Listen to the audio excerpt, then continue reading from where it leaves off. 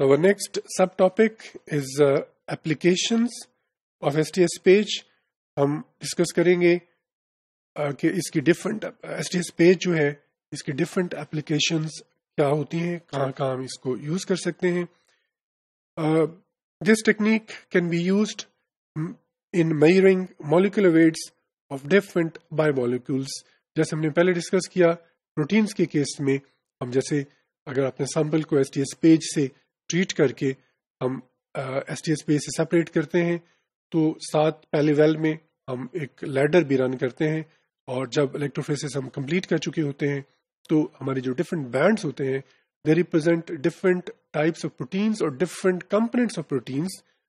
हम उनको उन बैंड्स की पोजीशन को स्टैंडर्ड के साथ लैडर के साथ मेजर करके हम उनके मॉलिक्यूलर जो वेट हैं वो मेजर कर सकते हैं. Then estimation of purity of the proteins. हम ये देख सकते हैं कि जो हमारे जो प्रोटीन्स हैं वो प्योर है या नहीं है. जाहिर है हम STS पेज से जब रन करते हैं, जब सेपरेट करते हैं मॉलिक्यूल्स को, तो आमतौर पे जो डिफरेंट बैंड्स होते हैं they are purified proteins or different components of proteins. We can also quantify proteins on the basis after this STS page. हम देख सकते हैं कि उस पर्टिकुलर सैंपल के अंदर प्रोटीन कितनी होती है. So this is quantification of proteins. Similarly, we can also analyze number and size of protein subunits present in the sample. जो हमारा सैंपल होता है उसके अंदर हम जो प्रोटीन सब यूनिट्स होते हैं उनकी तादाद को और उनकी साइज को, जाहिर है तादाद भी और साइज भी कि वो कितने मॉलिक्यूलर मास मॉलिक्यूलर वेट उसका है वो भी हम इसमें मेजर कर सकते हैं. This STS page can also be used in characterization of proteins if the separated proteins in the form of bands in the gels are transferred on a nitrocellulose membrane. और ये जो टेक्निक है इसको हम western blotting कहते हैं.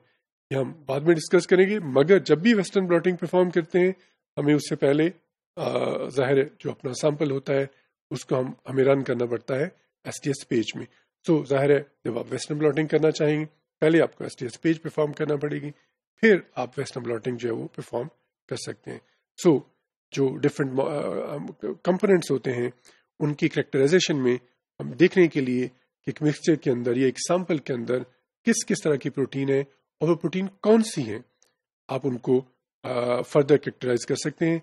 जब आप जेल के अंदर जो प्रोटीन्स हैं उनको मेम्ब्रेन पे ट्रांसफर करें और फिर मेम्ब्रेन को जब डिफरेंट एंटीबॉडीज से में ट्रीट करते हैं तो उन एंटीबॉडीज की बाइंडिंग की बेस के ऊपर आप जो एक प्रोटीन के अंदर जो डिफरेंट सब कंपोनेंट्स हैं या सैंपल के अंदर जो डिफरेंट प्रोटीन्स होती हैं उनको कैरेक्टराइज किया जा सकता है.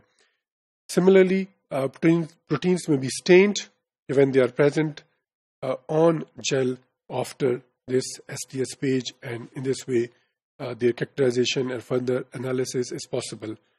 Proteins may be labeled with the help of different dyes, and in this way they may be identified, and protein mapping is also possible with the help of this technique.